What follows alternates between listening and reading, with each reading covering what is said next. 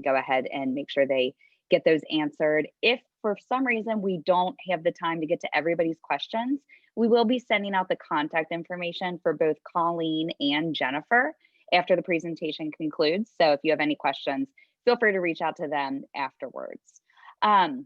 If you do have any connection issues and the call gets dropped or something happens, we are recording it. So we will have that available to everybody after everything is said and done. So with that being said, I will go ahead and turn it over to our manager, Colleen Swanson. Let me get sharing.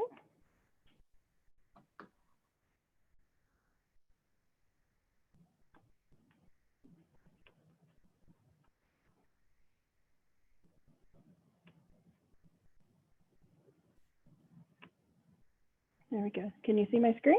Okay. Good morning, everyone. Thank you very much for joining this program. Jennifer and I thought it would be a great program to come together and do an overall on the Continuum of Care program and some general good understanding of what an auditor looks at and then what your monitoring from your grantor looks like also. So my name is Colleen Swanson, and I have been with VonLehman for 7 years, but been in public accounting for 11. And then that time I've been doing nonprofits almost exclusively. And I specialize in the single audit area. And this year I earned my advanced single audit certification from AICPA. So it is a place of passion for me. And it's important that my clients understand, and I'm there for my clients for them to understand their programming and what we're looking for. So just some general, we're going to go over a couple of these things and then go more in depth on the Continuum of Care programming. So overall uniform guidance, which went into effect on December 26th of 2014, it replaced most, if not all, of the prior circulars. So A133 is no longer in effect. So that's why you see us saying single audit or uniform guidance rather than A133. So everyone who gets federal awards, their audits are triggered after $750,000, which most people are aware of. We did want to give you this resource of this link to some good information regarding to uniform guidance, as uniform guidance is what you're following as an auditee and a grantee. So making sure that you have an understanding of all your requirements and what you're supposed to be keeping up on. Those are primarily for you going to be regarded in the Subpart D and Subpart E. All of it's good information. And then for auditors, we spend a lot of our time in both those areas and the Subpart F where the single audit requirements are. So there are a couple of things that we wanted to just key off with your CFA. One, it's based on expenditures and not on the cash received. And then also where now the CFA requires you to break out sub-recipients versus your full funding. Just wanted to give a good breakdown because sometimes that can be confusing, and that is a question that comes up sometimes regularly for me on some of my clients. So this here is a good explanation of the difference between the two and making sure that you're properly reporting those sub-recipients. So there are a few auditor determinations that must be done when we walk into a single audit. Excuse me. And the first one is determine if our auditee is a low-risk auditee. And it's important for us to be reviewing that because that tells us how much we're going to test of the expenditures. So we have to assess 9 criteria in regards to low-risk auditees, and it's over the last 2 years. There is no auditor judgment in this. This is questions specific to what has happened over the last 2 years, where the audit program has been tested previously in those 2 years, if you've had any findings in regards to question costs or material or significant deficiencies. So there are quite a few criteria. If you're interested in those, we can send those over to you. And then if any of the criteria is not met, if there are any of those 9 criteria not met, then you would be a 40% expenditure testing as a not low risk auditee. But if you've met them all, that's when that drops down to a 20% because you are considered a low risk auditee. The second thing that we do as auditors, we do a major program determination.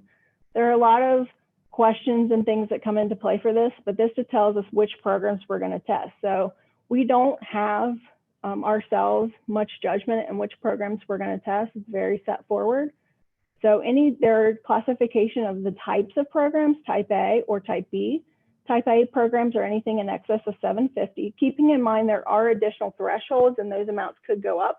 But for this area and for almost all, if not A majority, if not all of our clients are typically in that 750 range. So we're going to stick with the basics. So if you need additional information on that, again, we can definitely provide that. But type A or anything in excess of 750, we do take into account any of those loan programs. And then type B programs are anything not A, but we only assess those that are in excess of the 187,500. And that number can change too, also depending on how high your expenditures are, but that typically is the number we're using locally for the most part. In addition to your type A and type B, we start to assess the programs as if they're high risk or not. Any programs that are determined to be high risk are going to be tested. We first look at A's and then look at B's after the fact. And what we do is we test all high risk programs, and then we have to add programs, whether they're high risk or not, in order to meet our coverage of whether you're at 40% or 20%, depending on if you're a low risk auditee or not. So you've got the uniform guidance that we use and you use, but auditors use a compliance supplement that is issued each year by the Office of Management and Budget, or as we mostly refer to as OMB.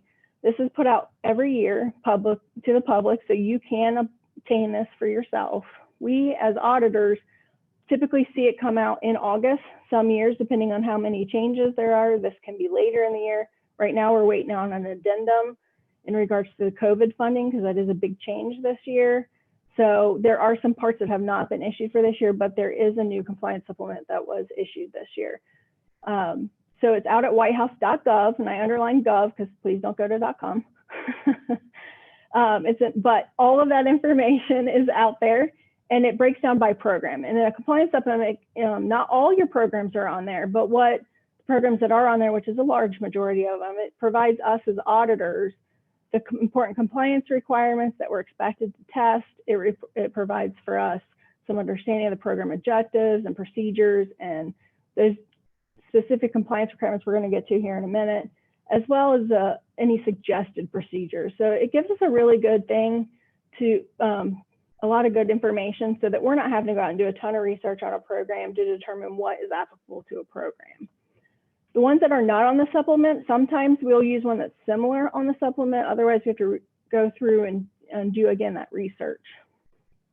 So on the compliance supplement, each program is broken out, and these are the 12 compliance requirements per OMB. In the past, any federal entity could choose any of these 12 to be tested, or all if they chose. Starting in 2019, only a max of 6 can be chosen for a program. And this can change year to year. The federal level can change which ones they want to do. As with Continuum of Care prior to 2019, we saw that allowable costs and activities, cash management and eligibility were all yes. But now, since 2019, they've all been marked as no. So that was a change in what we were used to testing at the client level. So again, there's only 6 can be required. And we look at A and B, the allowable items, as one. So you would see if you went in the compliance supplement, this would be at the very top for this program. And it can vary greatly by program and by federal agency. So once we know what are applicable, those 6 items for the compliance for each program, we as auditors must also go in and determine what is direct and material for our particular clients. So what's direct and material for one client may not be what's direct and material for the next client. There's usually quite a bit of overlap, particularly with this program, but we have to determine at each client what we deem as direct and material for them. So as you can see, of the 6, not all are selected. This is a form we have to fill out for all single audits for all major programs. And you'll see the ones that I have arrows to, that those are ones and why we would have said they weren't direct and material. I'm not going to go into them, so you can look at those if you want, but just wanted to key out that it might not, just because it's selected as applicable doesn't mean it will be tested. And we'll go into each of these in more detail, the ones that we are going to be testing. So something I know that started to be much more out there and people were a little confused on what exactly we were testing sometimes. We are testing not only the compliance requirements, but also if the internal control over that compliance. It's important that entities not only are following the compliance requirements, but they also have controls that are not only in place, but effectively in place to make sure that the compliance is met and adhered to. So we are required to test the controls over compliance and to verify controls are in place and they're effective for each major program, for each requirement that we're testing that we've deemed as applicable and directed material. All right, so why do we pick the samples that we do? This is a question I get quite a bit, like why did you select to do 60? Why did you select to do 40 or anything along those lines? So we do pick the number based on a population, and we initially start at a 0 expected error. That is based on if we know what you're based on your history, based on your monitorings, based on talking to your grantor. And so for each of the populations, for each of those requirements, we have to look at a testing. And this is not set in stone that we have to do it this way, but what we use is a pretty standard, widely accepted sampling procedure that is provided to us through our all of our paperwork that we typically have in regards to sampling and what we have to follow for programming for our single audits and our basic audits also. So when we look at samples, we look at items over 250, some under some below 250, and then looking at like your monthly cash management requirements. That may be a few less, but for the most part, they're all going to be sampled in this way. So if you have 0 exceptions expected, that could range from 25 to 60, depending on the risk we have assigned to that particular compliance requirement. And then also there are some that we have to look at it in full. So matching particularly. So matching, because it is across the program, across the grant, across the year possibly, we do have to test that in full to make sure that you're meeting that matching requirement. Okay, so now let's get into even more specifics in regards to continuum of care. So the one that we did determine was directed material is matching, level of effort, and earmarking. We'll get into level of effort and earmarking on the next slide. But matching is the requirement that 25% of what you receive of certain allotments of the program need to be matched at 25%. So for this program, typically leasing does not have to be matched, but rental assistance and the other areas do. So this is where you're going to have to make sure you're bringing in additional funds to be spent on this program outside of what you're provided by your grantor. And it cannot be something that's being double used by another program. So, and one of the things you'll see in here is the Unifying Funding Agency, which that strategy which most people are aware of in this particular area for the most part. So when we go down to level of effort and earmarking, so level of effort is something that's kind of confusing, and that is that the grantee is making an attempt and working to make sure that they're showing their effort towards the program. We test this quite a bit in regards to payroll and making sure that the client is keeping their time appropriately and tracking what is being, which hours are being used towards a particular program, so that when that payroll cost is charged, it's easily traced back to time spent. And some people use an allocation, and typically that allocation is based on a historical study of a particular person or whatnot. But the important thing is that that study cannot go stale. So it needs to be redone or kept up to date on a regular basis. For earmarking, this is in regards to that you're only using a 10% of your program typically in regards to admin costs. So one of the things is keep in mind when you have a grant agreement, sometimes they can change these amounts, the 25% or the 10% can change based on your grant agreement if you are a pass-through entity, or if you're getting funds from a pass-through entity such as strategy. So that could change. It's not typical to go down or up, but one of the things, how we test this is that we're looking at cash disbursements or we're looking at items and we're making sure that your admin costs are not exceeding that. Most people don't have a problem coming up with the 10%. The other thing we have to make sure of is that you're not charging it in some other budgeted area for the grant. So you're not putting it into the rental assistance or the support if it's deemed that it should be admin and it should not exceed 10%. These are things like general management, oversight, and like coordination and training of the program. So the next one that we key in on quite a bit is period of performance. This is where we're trying to make sure that a client is using the funds in the proper period allotted by the grant agreement, so the terms of the grant agreement. This requires us to look at a lot of the expenses at the end of a grant period or at the beginning of the grant period, making sure that costs aren't pulled in from the prior period into the new period if you ran out of funding on the prior period, or you're not pulling granting funds into the old period because you need to spend up your money. So this is important because we want to make sure that you're aligning your costs with the terms of the grant agreement.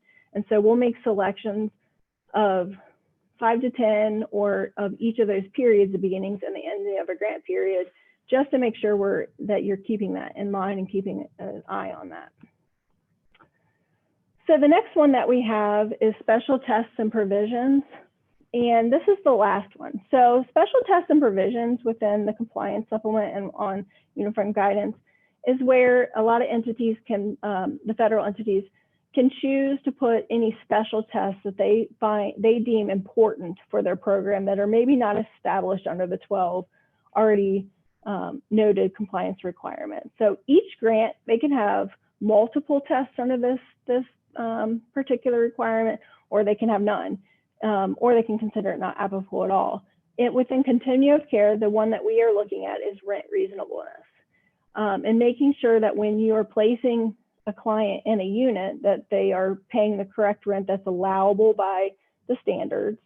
That includes any utilities within the lease. This is where we can see some issues with rent reasonableness is if a client's lease includes utilities, but when you look at the rent reasonableness form, it does not include utilities or vice versa. So it's important to be really aware and make sure that we're lining everything up. As a funny note, we have VonLehman can call this the Smiley face form, which I know a lot of you probably know what I'm talking about, but it's a form that that is spit out. This is whether you've met that reasonableness, and it is not everybody uses that particular form, but we like to call it that one. So when we're teaching the younger staff to do this testing, we always say, look for the Smiley face form. For most of our clients, that is the case. So additionally, within this special tests and provisions is the use of property. We don't see this much in this area, that the funds from this particular program are used to for acquisition, rehabilitation, or new construction. So it's an agreement that you use the term for that particular property for the supportive services for a term of 15 years. Unless you get some kind of pre-approval from HUD to move it on to another project use. But we don't tend to see this one, so I wanted to make sure that we at least noted that that is something in the compliance supplement. All these slides, the things you're seeing, this 2, use of property 1, that's all coming from the compliance. These are screenshots from that. So this is where we're seeing, like, you'll see the audit objective, there'll be some suggested audit procedures. So it does give us some really good, and if you wanted to, as a client, look at a continuum of care within the compliance supplement or any program that you're going to need to be tested. It's a good resource for you to know what the auditors are going to ask for and what we're looking for. And for each of these requirements, as we come to this last one, it's important to realize that we have to test controls on each of them. So for matching, we're looking at and verifying that you're using your organization. Someone is going through and creating your submission that has your matching on it and your backup documentation, and someone with program knowledge and understanding and training is also going in and reviewing that submission for reimbursement that includes the matching or includes the admin. That when your participants come in the door, that they are being not only looked at by the case manager, but someone such as a grants manager or program manager is looking at those and making sure that those participants are truly eligible. So that's a big key, and we'll get into some of the deficiencies and things in a little bit in regards to that. One of the other things that we must note and let you know is that under auditing standards, this particular government auditing standards, we are required to verify that you have no non-compliance with laws, regulations, contracts, and grant agreements. So although Now that you know what's in the compliance supplement and what's applicable for your program, we also have to make sure that we're testing some of the big areas of your grant that they have shown is not applicable. It's not to the extent the sampling is nowhere near as large, but we do have to verify, because allowable costs and eligibility on your programs is so material to these programs. We do have to test those things to an extent, just to make sure we feel that you are in compliance with your grant agreement. Example of some of those are allowable costs and activities. We'll pull some cash disbursements and some payroll activity just to make sure that it's being properly aligned with the program and that they're allowable, because then it could potentially be a question cost, and that's where eligibility comes into place too. If a client isn't truly eligible, those costs out for their rental could be considered a question cost, a known question cost, which is not allowable. Some of the things we must report at the end of our auditing period are any issues that we come across that go across the line of being a management recommendation. So if there are truly internal control issues, where we see this here over financial reporting is the CFA not being reviewed by someone other than the preparer? Are there any material non-compliance with those laws, regulations, contracts that I just noted, or any fraud, whether that's qualitative or quantitative? Significant deficiencies and weaknesses in internal control, or if we notice any abuse, and that's regards to the specific to the programs. The financial reporting is typically overall with the CFA. The next bullet down is in regards to the major program. So one of the big ones I want to note is question cost, because there's some confusion around this sometimes. So we must report any actual known costs greater than $25,000, but we must also report any known cost that's below $25,000. But when we look at that population we made our sampling on and we project that error we found over that population, if it exceeds $25,000, then we also must report that as a finding for the organization. So that can be confusing, because sometimes that looks like a small number, but we actually found as an unallowable or question cost. But if we project it over the population, we have to report that. Any known or likely fraud, and any prior findings that have not been handled appropriately, or if we know that you are stated they're cleared and they are not actually cleared when we get in there and start to do testing. So some common deficiencies that we note when we're testing this program are there effective controls not in place around the CFA? Like I said, someone prepares the CFA and someone reviews it and making sure it's appropriate. Are there established controls around the compliance requirements? As I said earlier, we have to test that there are controls over each of those compliance areas we are testing. Is there a second level of review? Has the case manager done what they are supposed to, but who has gone through and verified that, at least on an annual basis or at a time, each time there's a recert? So those annual recerts need to be done and they need to be reviewed. Some of our clients do a sampling of files quarterly, monthly, so that they can try to make sure they're hitting all their files. So we can at least see that there's a process in place to review files, but also that if you have a small organization, maybe the project manager or the program manager is doing that annual review. So we also have to make sure that the monthly submissions are also being handled. There's a review, there's a reporting for what's going to go into that submission, and then there's the review of the submission. The other thing we note quite a bit is maybe the completion of annual inspections on the units. That does need to be done annually. So we sometimes see that that's not being done. I'm sure during COVID, that's become a kind of an issue, and we've noted that on a couple. So it's just an item of note that's come up. And then retention of documentation and files. This is an issue where we are trying we need the documentation. We need to be able to see it. If we can't find an invoice that you've charged to the program, and you say it's backpacks, but we can't tell it's backpacks because we don't have a receipt, that's an issue for us, because we can't validate that it's an allowable cost because we don't know if it truly was backpacks. And it's not that we don't trust you, it's that we are required to review that documentation.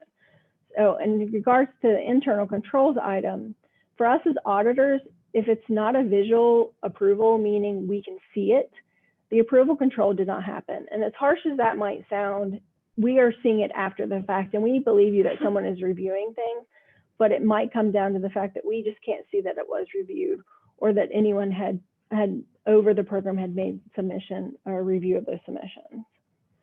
So right now, that's the end of my presentation. So we can either ask some questions now or we're going to move into Jennifer from Strategies. We did have one question. Is a regular basis quarterly, annual, or depending on the organization? Can you repeat that? Sure. Is a regular basis quarterly, annual, or depending on the organization? What is that pertaining to? I think it's referring to earmarking. Oh, okay. In regards to quarterly, regular, I'm meaning, I think that this is in regards to the sampling. In regards to, so if we look at, if you have submission to review something and you're submitting it monthly, we might reduce that sampling. If you're doing it quarterly, it's a certain number. And all of our sampling forms provide us with what those numbers are, which is nice. If your question is in regards to how often something reviewed, quarterly, annually, weekly, any of those are fine as long as you're making sure that there is a review and it's back looking. It's not just at one period if you're not doing it individually. And they clarified, they said as it relates to the time, study of time for employee cost allocation. I would think that this would be at least annually. Perfect. Thank you so much, Colleen. We really appreciate the information. We are going to turn it over to Jennifer. Hello. Okay, so my name is Jennifer McEvely, and I am the Managing Director of Strategies to End Homelessness. I've been with Strategies for about 10 years now, and I oversee the compliance program, planning and evaluation, and HMIS departments of the organization. Next slide.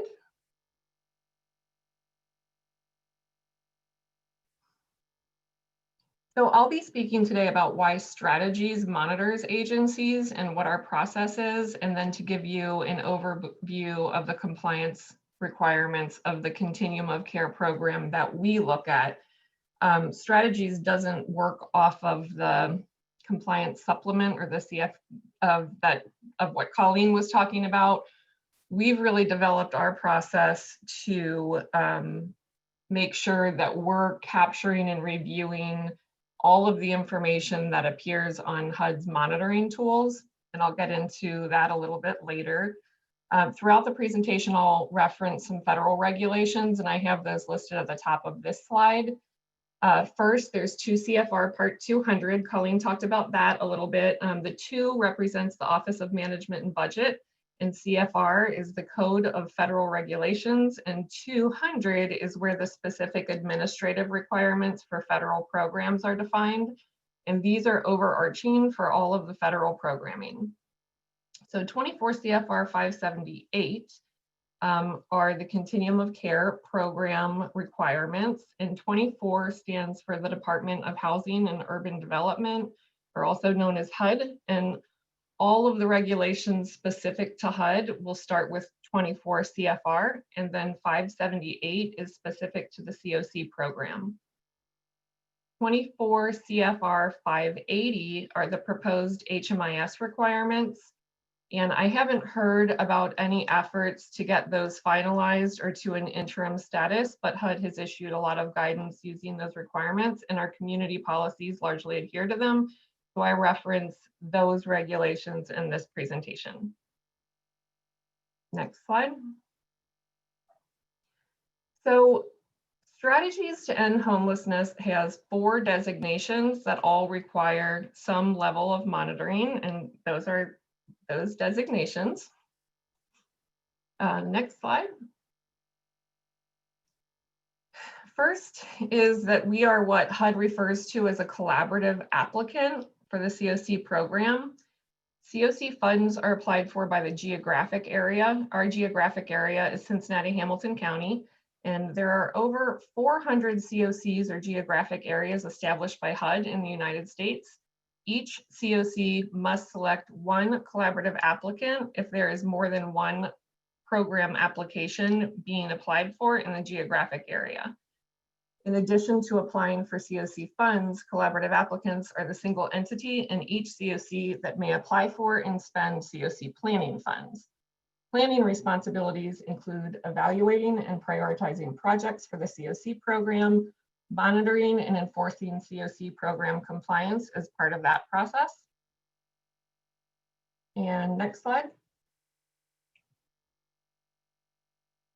So the UFA and pass-through entity designation have a relationship that looks like this, where HUD awards the funding to Strategies and Strategies enters into funding agreements with sub-recipients. The next slide.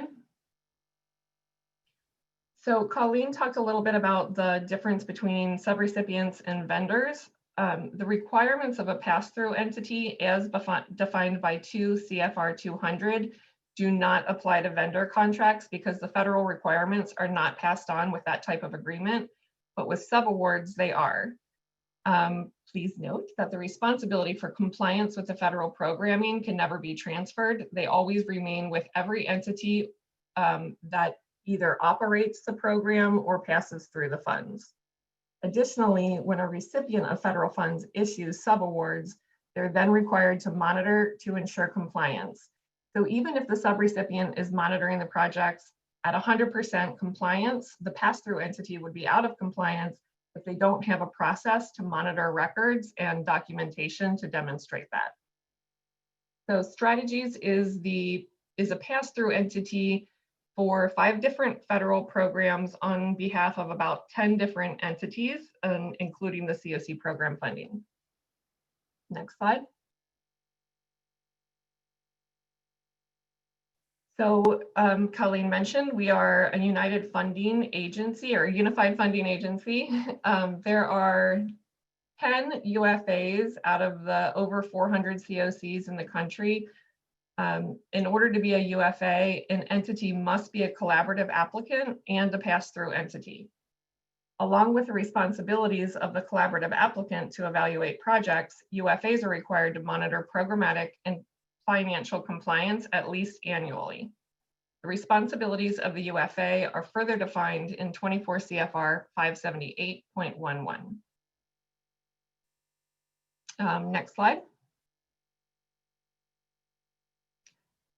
Another designation of Strategies that is related to the other 3, but not quite as related, is the designation of the Homeless Management Information System, or HMIS, lead agency.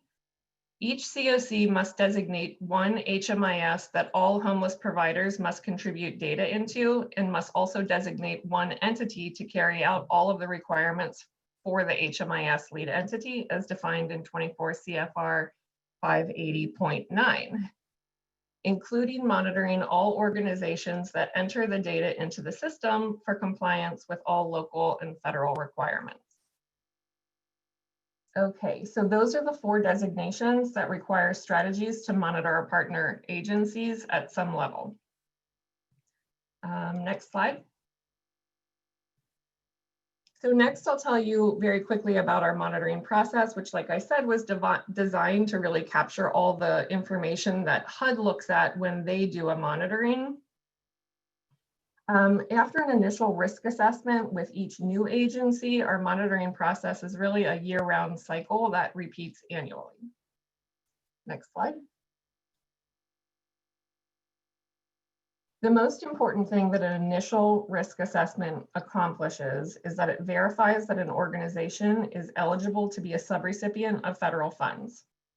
We also assess the financial, administrative, and programmatic capacity of the applicant to ensure that they're able to effectively administer the projects. Strategies may choose to enter into a subrecipient agreement with specific conditions as allowed by 2 CFR 200 if an entity is eligible to be a subrecipient but does not meet all of the criteria reviewed in the assessment, so long as those specific conditions are included in the subaward. Those specific conditions might include additional required monitoring or training of the subrecipient. So next slide. Next we get into our year-round process. This is a screenshot of part of our annual community assessment. And what you can't see in the row above the columns with the numbers are the names of all of our sub-recipients. Strategies completes this community assessment using recent monitoring letters or initial risk assessments, audits, or other information to see where the risk is highest in the community for non-compliance. We know that monitoring is not the only way to improve compliance. We use this assessment to inform strategies efforts in tool, policy, or training development to provide to the sub-recipients in the coming year. Next slide. Strategies compliance staff review monthly invoices prior to reimbursing agencies for program expenses. In general, they're assessing whether or not transactions could be eligible if they're within the budget and that the forms are completed accurately and the math is correct. We really don't want to slow down the process for issuing payment to the agencies, but it's always best to catch issues before any funding changes hands. So we do include this step in our monitoring process to try to do that. If something is clearly problematic, we will reach out to the agency with questions. If something falls into a gray area, we might just flag that questionable item to look closer at during the monitoring visit. Next slide. So next is the agency assessment, and this is a screenshot of what that looks like. There are actually 3 tabs on the Excel document that we use. There's one for program, one for finance and admin, and one for HMIS. In this assessment, we take a deeper dive into each agency and the risk of non-compliance in the COC program. We look for all the same items as the community assessment, and we consider additional criteria, like if the agency has new staff or program that might benefit from increased monitoring. Strategy staff from different departments are surveyed for any information that might be helpful in this assessment. And this is what is used to determine the specific number of files and financial transactions to review during the annual monitoring visit. And it also might steer us towards increased monitoring of a specific type of transaction or project if there's knowledge of increased risks. So for example, we might monitor more salaries and wages at an organization that has had trouble documenting time efforts, or we might look at more files from a particular project if it's a new project type to the agency. Next slide.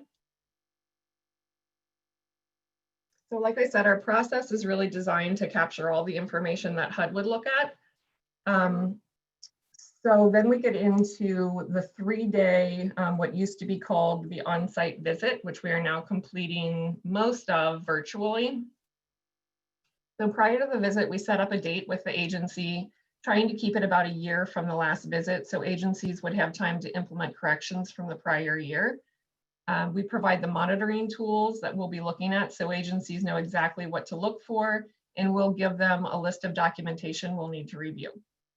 Agencies submit their documentation about 3 weeks prior to the site visit, and the compliance coordinators review that documentation for any information that is required but might be missing, any inconsistencies with the federal or local requirements, and to try to get understanding of how the agency should be operating their projects per their policies and procedures.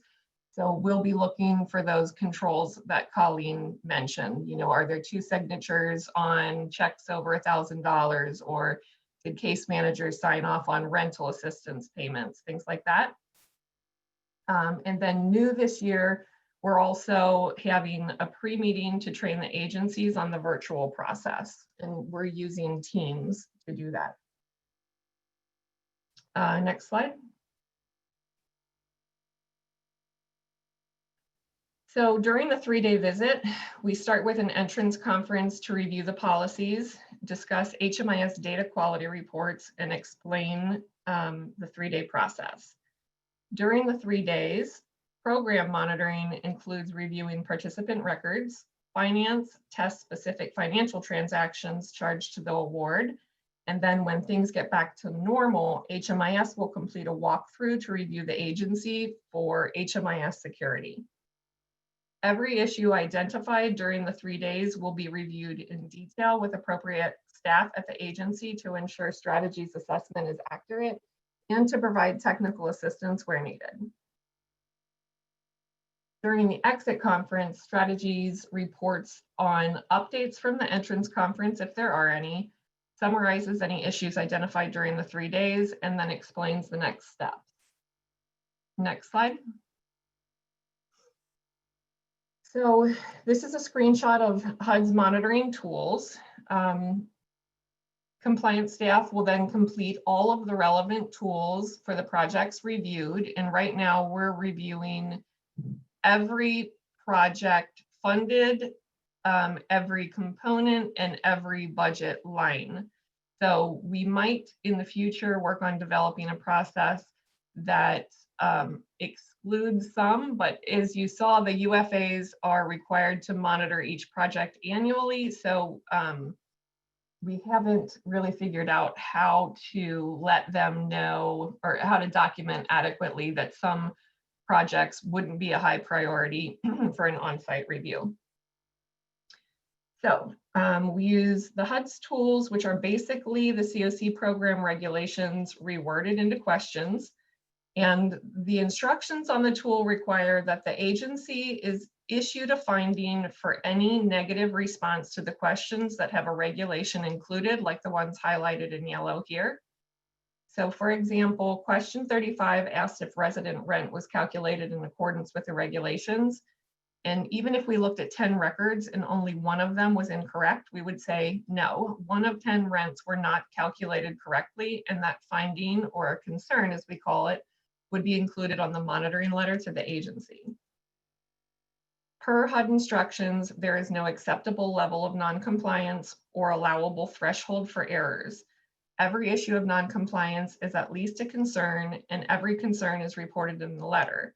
Some findings can receive a more severe designation than concern, but those are reserved for fraud or misuse, and thankfully we haven't had to use any of those since becoming UFA in 2016. So next slide. This is just what our monitoring template looks like. We issue this monitoring letter via email to agencies on or within 60 days after the exit conference. Next slide. Agencies are required to complete a corrective action plan identifying how the specific issue will be resolved, who will resolve it, and by when it will be resolved. And the same information is required for how similar issues will be avoided in the future. This corrective action plan is reviewed with a monitoring subcommittee of the Homeless Clearinghouse. The Homeless Clearinghouse is our COC board. And they do that to make sure strategies is issuing concerns in a fair and consistent manner, and to support strategies if there are major monitoring issues. Thankfully, this is generally the end of our annual cycle, and strategy sends a quick email to the agencies to let them know that the process is complete for another year. Next slide. So now just for a very quick overview of finance program and HMIS compliance elements.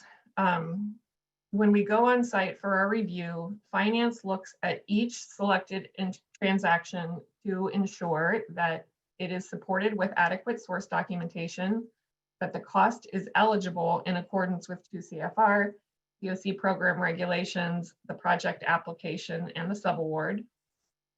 We make sure the cost is reasonable. We make sure that it's allocated in reasonable proportion to the benefit provided. We make sure that it is incurred within the period of performance or the term of the grant. Because the COC program requires that we issue funding on a reimbursement basis, we make sure that it's paid for. And then there are some additional requirements that we review for salaries and wages, and those can be found at 2 CFR 200-430I.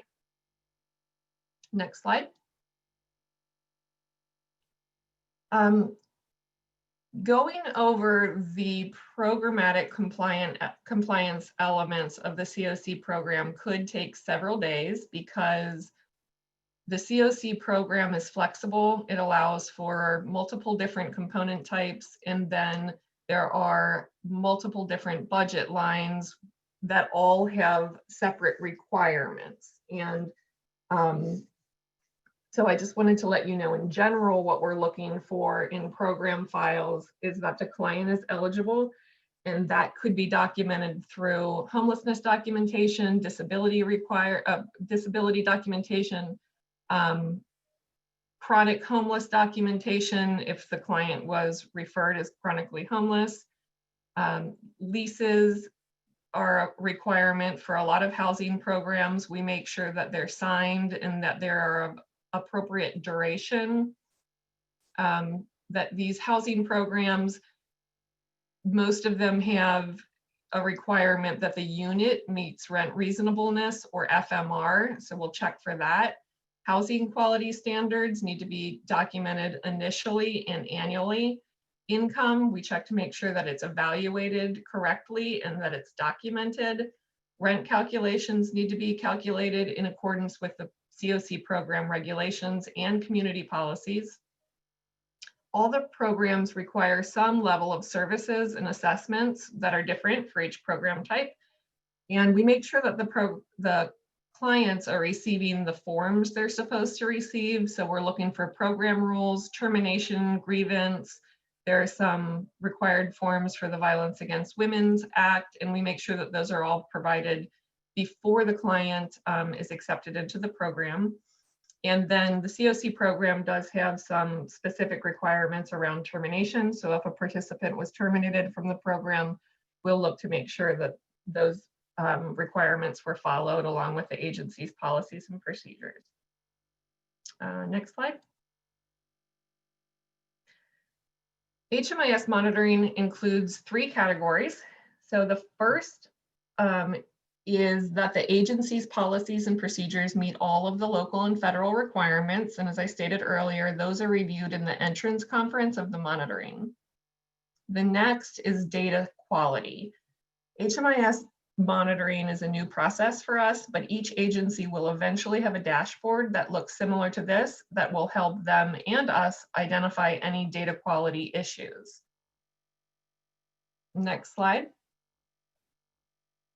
There's also a security component to ensure the privacy of the participants is protected. And this is what that security checklist looks like.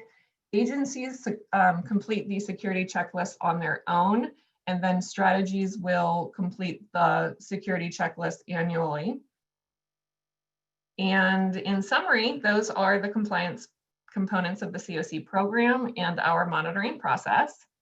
Next slide. So the goals of the monitoring process are to ensure compliance of the federal funding so that we can safeguard the funding in the community. If we want to continue to receive this funding, we must ensure that it's used in the way that HUD allows. We also want to protect strategies and the partner agencies from receiving audit findings or HUD monitoring findings. These could result in costly payback situations and other negative consequences. And lastly, we want to ensure that participants are in the program receive the high quality programming they deserve. We know that all of these federal requirements can be daunting, but they do ensure that COC funding is used to serve our homeless population in a safe and efficient manner. Next slide. So I've included some links to additional resources here. One is the HUD Exchange that provides resources and assistance to support HUD partners. And there's a listserv that people can sign up for, and I recommend that you do that because then you'll receive up-to-date information directly from HUD. And there's a link to ECFR where all of the federal regulations are categorized electronically. And then there's also Strategies to End Homelessness website. Next slide. There is some contact information. I've included my contact information, the general agency contact, and then Suzanne Brownchurch, who is the interim compliance director. And that's it. So thank you very much for attending, and thank you for all you do in the community. Thank you so much, Jennifer. We really appreciate the information. You and Colleen have both given everybody a lot to think about, a lot to reflect on. And as I mentioned early on, we will go ahead and send out this presentation in form of a PDF We will also provide a link to listen to the recording if there's something you need to go back on, as well as contact information for both of our speakers. So with that, looks like we're going to finish a few minutes early. I don't see any questions in the chat. Thank you everyone for attending and for being a part of the presentation. And we hope you have a great rest of your week. Thank you.